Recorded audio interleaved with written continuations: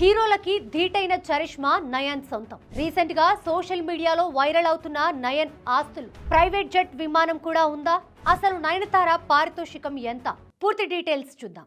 Ticket తెగేది హీరోని చూసే కాదు, హీరోయిన్ ని కూడా చూసి తెగుతుంది. బాక్స్ ఆఫీస్ అమ్మ మొగుడు సూత్రం కూడా హీరోలకి మాత్రమే సొంతం కాదు, హీరోయిన్ సొంతం కూడా అని నిరూపించిన అతి తక్కువ మంది హీరోయిన్స్లో నయనతార ఒకరు.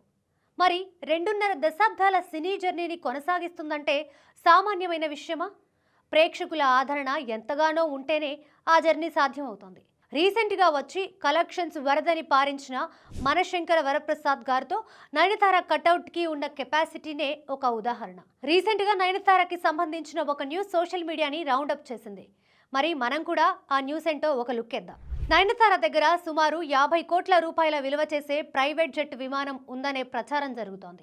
చెన్నై, హైదరాబాద్, ముంబై వంటి ప్రధాన నగరాల్లో ఖరీదైన ఇళ్లు, ఆస్తులు ఉన్నాయని, టోటల్గా ఆమె ఆస్తి 300 కోట్లకి పైగానే ఉంటుందనేది టాక్. నయనతార ఒక్కో సినిమాకి 10 కోట్లకు పైగా పారితోషికం తీసుకుంటూ ఉండగా సుదీర్ఘ కాలం నుంచి ఆమె రియల్ ఎస్టేట్ రంగంలో పెద్ద ఎత్తున పెట్టుబడులు చేస్తూ వస్తోంది. అందుకనే తన ఆస్తులు భారీగా పెరిగినట్లుగా చెప్తున్నారు. ఓన్ ప్రొడక్షన్ హౌస్ ద్వారా కూడా సినిమాలు నిర్మిస్తున్న విషయం తెలిసిందే.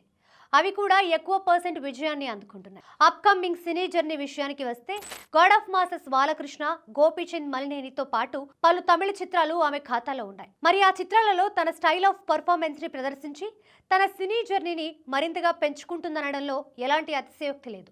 నయనతార, ఆమె భర్త ప్రముఖ దర్శకుడు విఘ్నేష్ శివన్ కి 2 మగపిల్లలు.